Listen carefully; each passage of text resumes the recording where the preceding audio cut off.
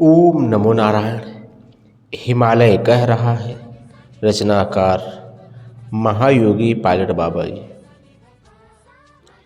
जीवन की दौड़ में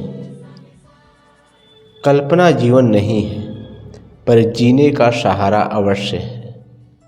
आशा मंजिल नहीं है, परंतु पथ है। निराशा हार नहीं है, पर मनुष्य को तोड़ देती है। विश्वास विजय नहीं है, पर कार्यरत रहने का प्रोत्साहन देता है। जीव इन्हीं अंतरालों में उथल पुथल करता रहता है, कल आज एवं कल के आगोश में, जिसमें मनुष्य एक है। प्रारब्ध और संस्कारों के अनुकूल भोग करता जीवन नए संस्कारों की नींव डालता है, पर वह करता कुछ नहीं। सब कुछ महान शक्ति की गुरुत्वाकर्षण में होता है। मनुष्य तो कर्मानुकूल संस्कारों द्वारा निर्मित एक खिलौना है। यदा कदा कर्मों की पवित्रता का श्रेय देकर महान शक्तियां हर मनुष्य को सत्य का अवलोकन करने के लिए प्रोत्साहित करती रहती हैं। चेतना में या सुषुप्ति में किसी किसी को आकस्मिक घटनाएं जीवन के उद्धार की सीढ़ी पर लाकर खड़ी करती हैं, जहां पर सब कुछ दृष्टिगोचर होने लगता है। जगत और सृष्टिकर्ता के भाव, मैं भी इन्हीं में से एक हूँ। अनेकों घटनाओं के बाद परिमार्जित मैं कहीं जाकर इस जीवन अवरोध पर बढ़ सका हूँ। मनुष्य परिस्थितियों का दास है। विलासिता में पलकर, सांसारिक प्रतिबंधों में उलझकर, भौतिक विज्ञान के देन की चहल पहल में रम गया है। आणविक युग की चंद कृतियों को सृष्टा मानकर सतरूपी मूल से परे हटकर जी रहा है। कृत्रिमता मार्गदर्शन बन गई है। प्राकृतिक पर आवरण छाता जा रहा है। प्राकृतिक सहयोग से आवृत्कृतिक कृत्रिम निर्माण प्राकृतिक का आलोप करने का प्रयास कर रहा है। पर सत्य जो हर जड़ चेतन में विद्यमान है, वह सदैव मूल रूप में जीवित रहता है, क्योंकि सत्य ही जीवन है। सत्य से परे गति नहीं है। जहाँ गति नहीं है, वहाँ समापन है। समापन के बाद पुनः निर्माण तो है, पर उसमें जीवन नहीं। मैं अपने गुरुदेव की आज्ञा को सिरोधार्य कर चल तो दिया था। भौतिकता की चार दीवारियों से परे हटकर संसार रूपी विशाल वाटिका में भ्रमण करने लगा था, उस आज्ञा की पूर्ति करने हेतु। पर कभी कभी मन कंपन करने लगता था, स्मृतियों में खोकर आज के साधनों का उपलब्ध करने में। प्रफुल्लित मन साधारण रूप में कुंज बने हिमालय की गुफाओं, नदियों के तट पर, सामरिक चेतना एवं प्रगति के पथ पर चढ़कर संन्यास जीवन की राह पर चल पड़ने का आदी हो गया था। भस्म लगाकर, लघु कपड़ों में मृग चर्म धारण कर, मानसरोवर, सहस्त्र ताल, खपतड़ लेक, देवी कुंड, गोसाई कुंड, उर्वशी ताल के किनारे पड़े रहने वाले मुझ पथिक को पर्वत के शिखरों एवं वनों से निकलकर आबादियों में आ जाना पड़ा। कुछ ही दिनों में मेरा मन क्षणिक उद्वेग और उत्पीड़न अनुभव करने लगा। कल जो अतीत था, स्मृतियां ताजी हो गई, घटनाएं क्रमबद्ध समक्ष आने लगी। इन्हीं सड़कों पर जो इतिहास अंकित था, वह पढ़ने के लिए मुझे ही बाध्य करने लगा। वैभव युक्त शान शौकत से भरा विलासिता का जीवन जीने वाला कल का मुसाफिर आज जब पैदल नंगे पैर चल रहा था तो अतीत, सामाजिक सुगंधित मनमोहक क्षणों की यादें कसौटी बनकर चुनौती दे रही थी और आज मेरे लिए एक परीक्षा की घड़ी बन चुकी थी। नारायणी के तट पर केलों की वन की छांव में अजगर की तरह भस्म लगाकर जब मैं पड़ा रहता था, तब से इतिहास के पन्ने मुझे कभी पढ़ने को नहीं मिले थे और आज विचार मनन कर रहा है कितना अंतर है। कल और आज में सब कुछ बदल गया है। आदमी मरता है, जीता है और मरने के साथ स्मृतियां भी लुप्त हो जाती हैं। कोई कोई ही जान पाता है जब मन मरता है और मरकर फिर जाग जाता है तो सब कुछ वैसे का वैसे ही पा लेता है। मेरे मन के साथ भी वैसा ही हुआ। मेरा मन जागकर उन्हीं मार्गों पर गुजरने लगा था। आंखें उन्हीं दृश्यों को परखने लगी थीं, पर सब कुछ बदला बदला लग रहा था। समक्ष दृष्टिगोचर हो रहे साधन युक्त सारी उपलब्धियों और मन की दौड़ में कोई सामंजस्य स्थापित नहीं हो पा रहा था। दो किनारों पर दोनों खड़े थे, मन और दृष्टि, तथा इन दोनों के मध्य मैं खड़ा था। मैं जो देख रहा था वह ग्रहण करने योग्य नहीं था और जो विचार कर रहा था वह प्रारब्ध नहीं था। चिंता ने धीरे धीरे अपना घर बना लिया। मैं मानसिक उथल पुथल में उलझा हिटौड़ा से नई निर्मित सड़क के किनारे किनारे चल रहा था। रह रह कर गुरु महाराज द्वारा प्रतिपादित प्रश्न मुझे चिंता में जकड़ रहा था। मेरे लिए यह एक जटिल समस्या थी। जिस जीवन से परे हटकर मैं जिस रास्ते पर आया था वही आज पहाड़ सा नज़र आ रहा था। पैसा पैसा, चारों तरफ पैसा ही मेरे मस्तिष्क में घूम रहा था। कहाँ से ले आऊँ, कहाँ से पा सकता हूँ? आखिर क्यों गुरु ने इतने पैसों की मांग की? अगर सन्यास में आने से पूर्व कहा होता तो मैं उन्हें करोड़ों रुपए दे सकता था, पर आज तो कुछ भी नहीं कर सकता। धन वैभव का त्याग कर विभूति धारण कर अवधूत बन गया था। आज क्यों गुरुदेव को ढेर सारे पैसों की आवश्यकता पड़ गई?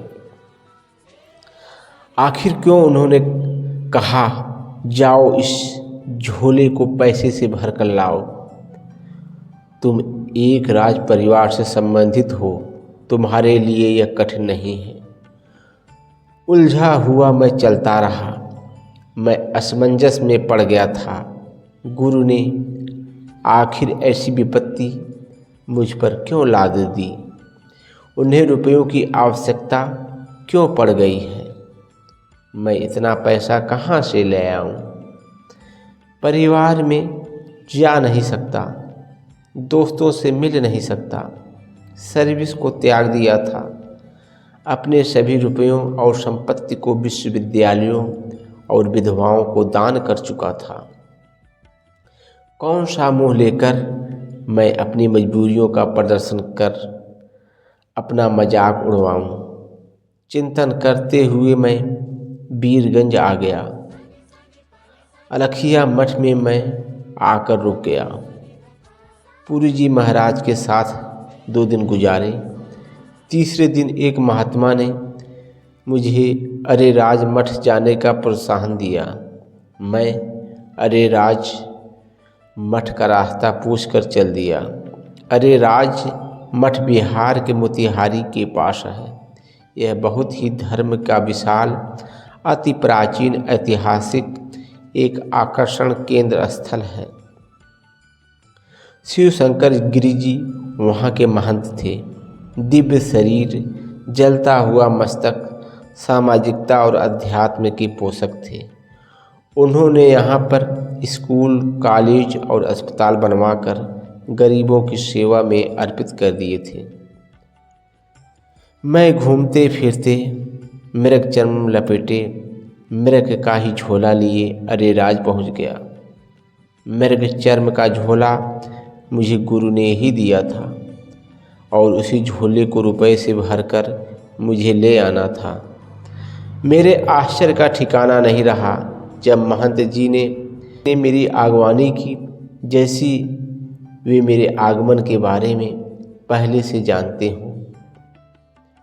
उन्होंने मेरी कुछ आवाभगत की, साथ ही भोजन करना, साथ ही बैठना और लोगों में परिचय कराना, जैसे पूर्व परिचित हों। यह मेरे लिए सुखद आश्चर्य का विषय था। महंत जी संध्या को स्वयं पूजन करते थे और शिव शयन अपने हाथों से कराते थे। वे स्वयं शिवत्व में लीन हो जाते थे। कमल के फूलों द्वारा शिव का शयन कराना उनका प्रतिदिन काम था। वह दृश्य मेरे लिए यादगार बन गया था। साक्षात विष्णु कमल के पुष्प से शिव को प्रसन्न कर रहे हों। उसी वक्त न जाने कहाँ से प्रतिदिन एक योगी डमरू बजा बजा कर तांडव नृत्य करने लगता था और पूजन समाप्त होते ही चला जाता था। यह उसका प्रतिदिन का नियम था। कुछ दिन तक मैं वहाँ पर शिव की छत्र छाया में रहा। तत्पश्चात एक दिन महंत जी ने मुझसे मेरा झोला ले लिया। एक दो दिन हम इधर उधर घूमने गए। फिर कुछ दिनों के उपरांत महंत जी ने मुझे अपने पास बुलाया और झोला मुझे सौंप दिया। मोरू और भारू नेपाली और भारतीय रुपयों से भरा हुआ झोला। तभी उन्होंने ड्राइवर को आवाज़ देकर बुलाया और मर्सिडीज गाड़ी निकालकर चल दिए। मैं चकित होकर कार में बैठ गया। गाड़ी अनजान मार्ग पर दौड़ती रही। कुछ ही घंटों के बाद हम नेपाल में प्रवेश कर गए। गाड़ी वीरगंज में अलखिया मठ के दरवाजे पर आकर रुक गई।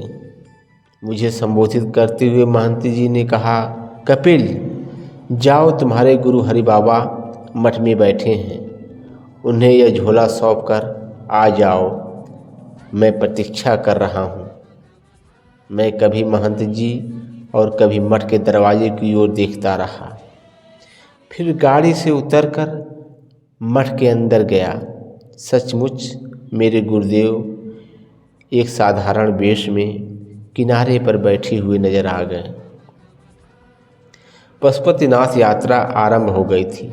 करीब 250 साधु मठ में इधर उधर अपनी दिनचर्या में व्यस्त थे। कोई चिलम पी रहा था, कोई कीर्तन गा रहा था। उन्हीं में हरि बाबा भी मस्त थे। मेरे मठ में प्रवेश करते ही उन्होंने नज़र उठाकर देखा और मुस्कुराने लगे। दिन के 12 बज गए होंगे। मैं उनके समीप पहुंचकर झोला साथ उनके समक्ष रखकर प्रणाम कर चरण धूल को माथे लगा ली। अखाड़े के अन्य नागाओं ने इसका विरोध किया कि क्यों नहीं ओमकार उठाकर प्रणाम करता है, पर मैंने तो गुरु द्वारा आत्मा का आत्मा से नमस्कार का अनुमोदन पा लिया था। झोली से 25 रुपये निकालकर गुरु जी ने मुझे झोली लौटाते हुए कहा, ये सब मेरे काम के नहीं हैं, तुम जाओ, महंत जी तुम्हारी प्रतीक्षा कर रहे हैं। मैंने भी झोले के रुपए को ज़मीन पर गिराकर कहा, मुझे झोला चाहिए, पैसे नहीं, आपका आशीर्वाद ही काफ़ी है मेरे लिए। पर उन्होंने पैसे लेने से इनकार कर दिया। मैं उनके समक्ष खड़ा रहा। तब उन्होंने वहाँ आए महात्माओं के लिए खीर बनाने के लिए खाद्य मंगवाने का कहा। शेष यात्रा में खर्चे के लिए बंटवा दिए और फिर मुझे वहाँ से चल देने को कहा। चलते चलते गुरु महाराज से गुफा पर भेंट करने को कहा। मैं बाहर आ गया।